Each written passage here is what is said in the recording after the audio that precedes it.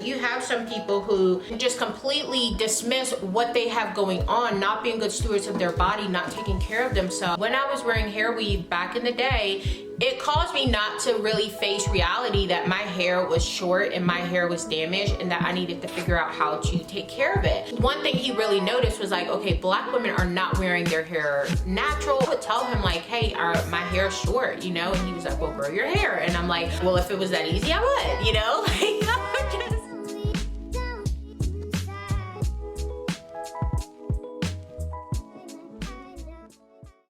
Hey guys, and welcome back to my channel. My name is Gwen, for those of you who are new here. So in today's video, I wanted to chat about, hey, featuring my baby.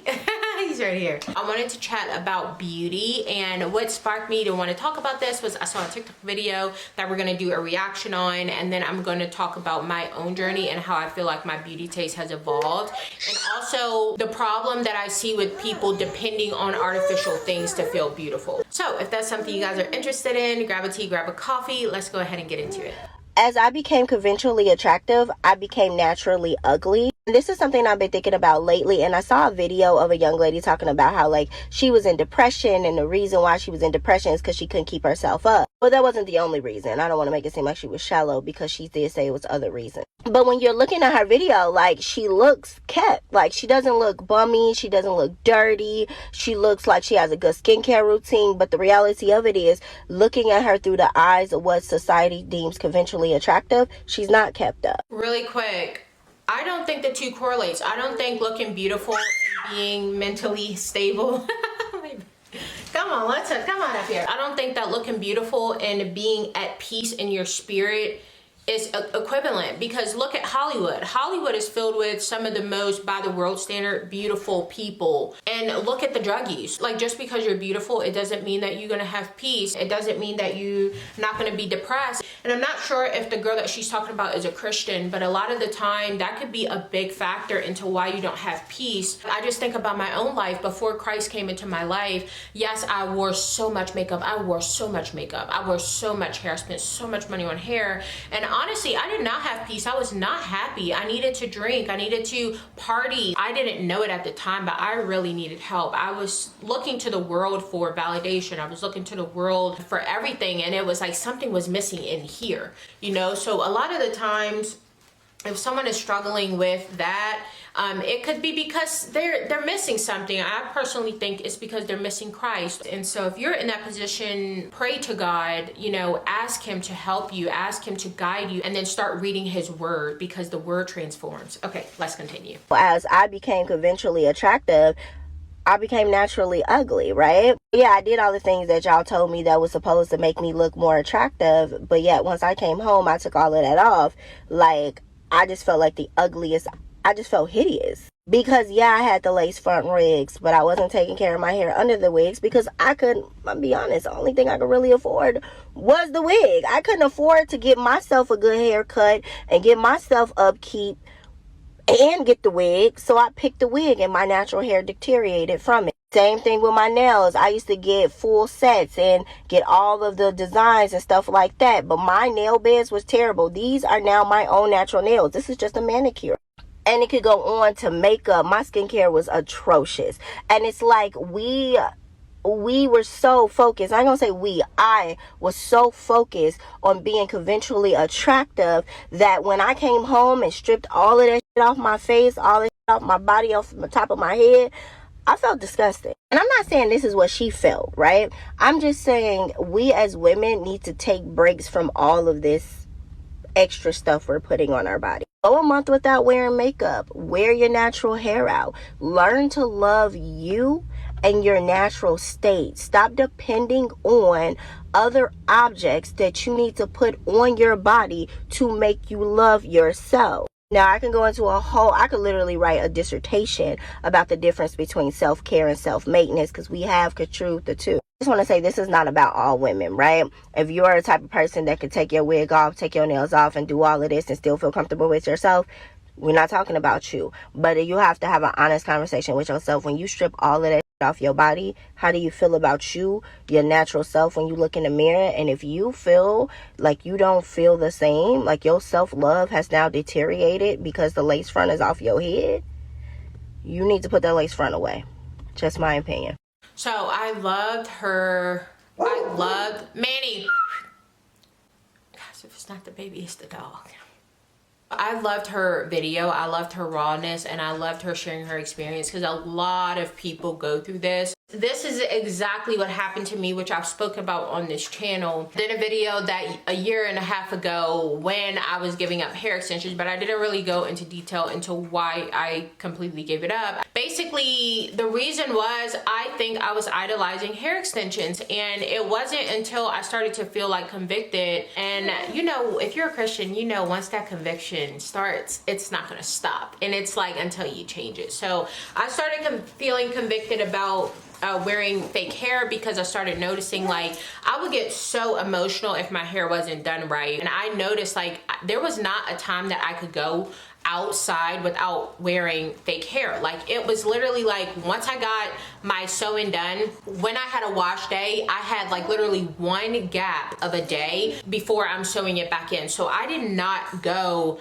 even a week, even a few days without wearing fake hair. And I mentioned it, I did not feel comfortable. I did not feel confident. Before starting like wearing my natural hair more, my hair was so short. I feel like my face is, I have an oblong face shape, and I feel like I look so bad with short hair. Like I just did not like wearing my natural hair. And it wasn't until like I started like looking at it deeper, and just like a bunch of things were starting to happen and to take place. I started getting pop-ups of videos of like women saying like why I stopped wearing fake hair. And I ran across this one video. It was a black woman. She was in an interracial marriage like I am, and she had a daughter, and she said for literally the first 5 years of her daughter living, she always wore wigs. She would take her daughter out, she would wear wigs, and she said one day she did not have time to do her wig to take her to school. Yes, she didn't have time to do her wig to take her to school, and her daughter goes, "Mommy, you forgot your hair." And she was like, "No, this is mommy's hair."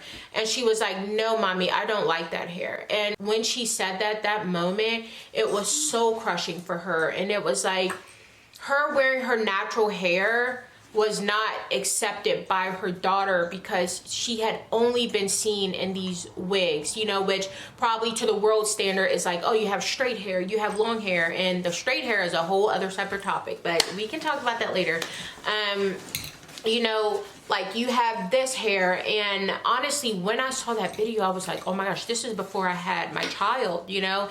And I just remember thinking like, oh my gosh, like I feel so bad about this. I don't want to ever have a daughter and like tell her like you need to straighten your hair, you need to put weave in your hair to feel beautiful. Like the way that God made you is not beautiful, you know. So that really like it really convicted me. But that's another thing, some people don't have your convictions. Like my convictions was hair extensions. Some people may be so dependent on makeup that they literally, like for them, they need to put makeup down. For another person, maybe they need to put the nails down. My conviction was hair, and I can see honestly why. When you start to idolize something, or you start realizing like I can't be fine without this thing, then maybe it may be time to let it down. So for me, long story short, it was a season to let down hair extensions. And honestly, the benefits that I have received from laying it down have been the absolute best. I want to jump into how it could be problematic when we're not taking care of our things underneath all this artificial stuff. And you have some people who use it and just completely dismiss what they have going on, not being good stewards of their body, not taking care of themselves. And to be honest, I can see how you could let it go, because honestly, when I was wearing hair weave back in the day, it caused me not to really face reality that my hair was short and my hair was damaged, and that I needed to figure out how to take care of it. The same with nails. Like obviously these are polygel nails, and honestly I've worn nail extensions like maybe 5 times in my whole life. So majority of the time that I wear my nails is plain. I don't wear nails, but I wanted to try out a shape. But these nails, having these on has caused me not to really pay attention to my nails underneath. Like, oh, they're brittle, they're breaking for some reason. What's causing them to break? What vitamin I need to take, what blood work I need to check out to get it back in order, like, you know. So I can totally understand how the nails, the the makeup, the hair, how it masks what is really going on, and it forces you not really to pay attention and then to not improve it. Makeup honestly is another thing that forces you not to pay attention, because makeup was another big thing that I did back in the day when I was in high school. I would cake my face, and the guys didn't even like it. I remember guys telling me like, you wear a little too much makeup, but honestly I was doing it because I thought it looked beautiful. And another thing is I struggle with bad skin, so I would wear makeup. And the thing is when you start to do this stuff, it's like a catch-22. Hang on a second, boy. When you start to do this stuff, it really is like a catch-22, because take me for an example. I maybe had mediocre skin, not terrible skin, but not the best skin. And so because I did not have the best skin, I wore makeup. Now, at this time, I couldn't afford super high-end makeup. I think I was into bare minerals at that time, because I kind of knew, I was like, you know, I knew like certain foundations like Revlon, for example, would break me out so much. I was working at 16, so I would try to save up for like maybe bare minerals or something like that, because I knew like drugstore makeup, the only makeup that I can afford is really breaking me out so bad. And it became where my skin was maybe medium, and then I would wear makeup. Now this makeup is breaking me out because it's really bad quality. It's not good for me. It has so many chemicals in it. So now I have to wear the foundation, and now it's continually breaking me out. So it kind of became a cycle, you know. It's kind of like I became dependent on it.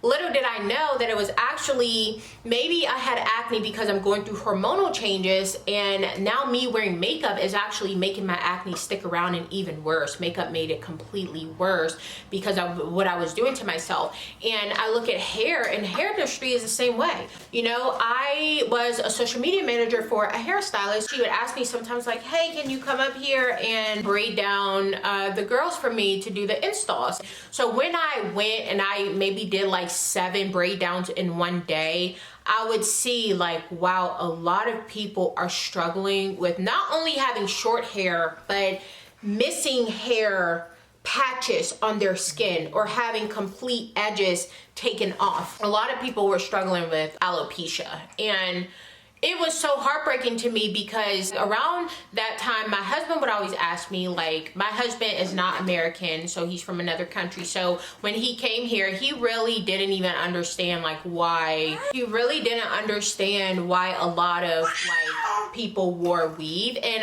I want to say black women in particular, because white women, I always would tell him, like, I used to work at Nordstrom. You don't know.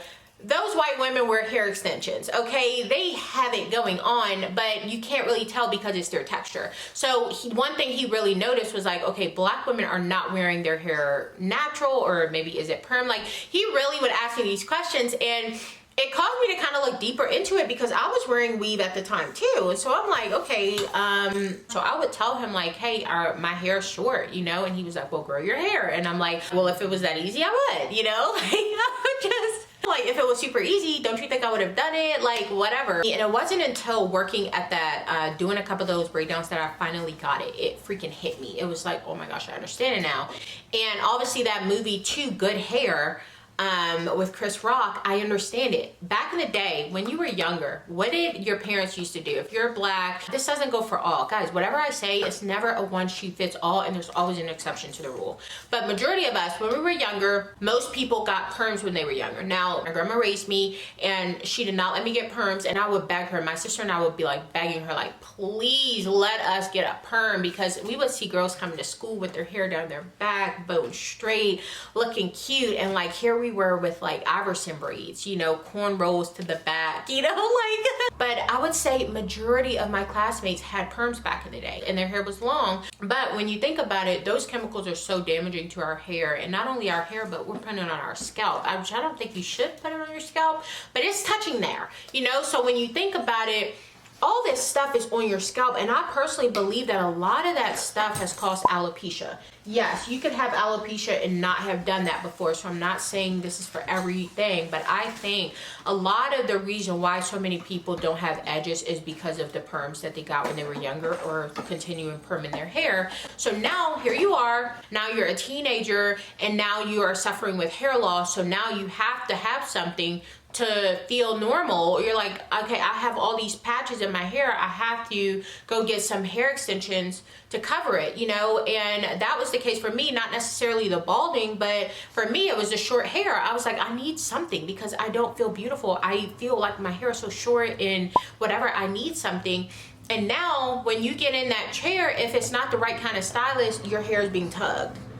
They're pulling your hair back, you know, every single install, pull. And, you know, a lot of people, they go to look to weaves because of the damage that the perm did, but now the weaves are not any better because they're pulling and yanking your hair out even more. Now you're even more dependent on wigs now, because now it's like you absolutely don't feel comfortable going out because now you have patches in your hair. So that's why I say it's kind of like a catch-22. It's kind of like, you know, maybe it's not that bad, so we do something to cover it up, but the thing that we're doing to cover it up is actually not making it any better. It's making it a lot worse, so that we're dependent on it. And I find that this cycle of dependency is causing a lot of problems because it forces people not to really look at themselves and to try to fix what's going on. And I totally get why, but I think once we start trying to find the root cause of like why our problems are happening, then we can fix it and work on it. But when you get rid of and you strip these things, like she said, it's going to force you to focus on fixing your thing. And yeah, you may go through an uncomfortable season. I went through an uncomfortable season. Literally, I went through an uncomfortable season, and I'm so glad I didn't feel convicted about wearing my hair straight because the curly hair was so short. This was my hair when I went through that season. It was very uncomfortable for me. I was not confident at all, but I knew like I cannot wear a weave because I just can't. I'm not even gonna try to play around with this. Like I can't wear weave, so I just have to be uncomfortable. And then I got pregnant, and then my hair started to grow. And then I started realizing like, okay, I wanna try to wear my hair curly. I wanna minimize heat on there. I wanna learn how to take care of my hair. And honestly, now my hair has never been better. The same with my skin. Guys, I did not completely lay down makeup, but I switched over to non-toxic products.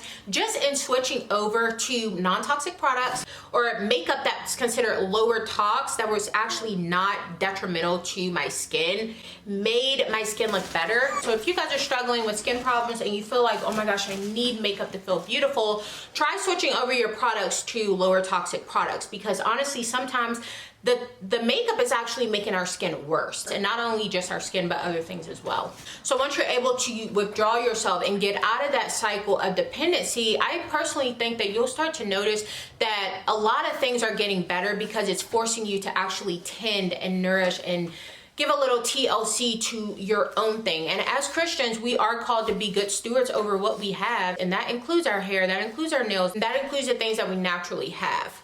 Real quick, I did want to hop in here as I'm editing this video because I did not mention those women who actually use wigs to their advantage, those women who are trying to go through a season of growing their hair. Let's say they maybe had a big chop and they're trying to grow out their hair, so they use wigs to help grow it out and to try different styles. I was not talking about those people. I think that is very smart to do, and I've seen so many people reap the benefits of doing so. I'm talking more so about those people who are super dependent on these things long term, not really having an end goal in sight, and then also getting super tight installs and neglecting their hair underneath. Okay, so the last thing that I wanted to talk about is basically the lady talks about how when she started to tend to her own, she realized she felt more beautiful. And can I just be someone to say that I personally think because it could be more beautiful, could it be that she felt more beautiful because she was going away from like stuff that was completely artificial? You know, like I think there's a difference between something slightly enhancing what you already have and then just kind of completely changing it or turning it into something completely new. You saw she still painted her nails. She still wore a little bit of makeup, but now she's no longer turning into a completely different person. I think like, and I don't know what it is, but I think when we look at someone, you can tell that something is off. Like when we look at someone and they have a certain makeup, like they have maybe brown eyes, muted skin tone, and then you see like this bright thing on them, something looks off, you know, it's clear as day. It's like something is off. It's not really giving harmony. So I find that I'm not surprised that when she tended to go back more to the natural route, it made her look more harmonious and she felt more beautiful. As I personally think that we have these things to enhance what we already have going on. Now, if you want to completely change it, then that's on you. That's something that you want. But I think the majority of people just want a little bit enhancement. So let's say you have short hair, you want a little bit longer hair. Try to get the same hair color, try to get the same texture, just to elongate it, to enhance it. It's going to look more harmonious than if you completely jump rock and do something completely different. Does that make sense? All right, guys, so I'm gonna finish feeding my baby. That's pretty much all that I wanted to chat about in this video. Leave some comments down below. You know, I love hearing you guys' comments. I love seeing what you guys think about certain topics, and on this topic in particular, beauty. I would love to hear just really what you thought about her video. Was there ever a time where you struggled with looking to artificial things to feel beautiful, and how you resolved that if you did? Let me know down below, and we can chat there in the comments. So I thank you guys for watching, and I'll see you guys in my next video. Bye.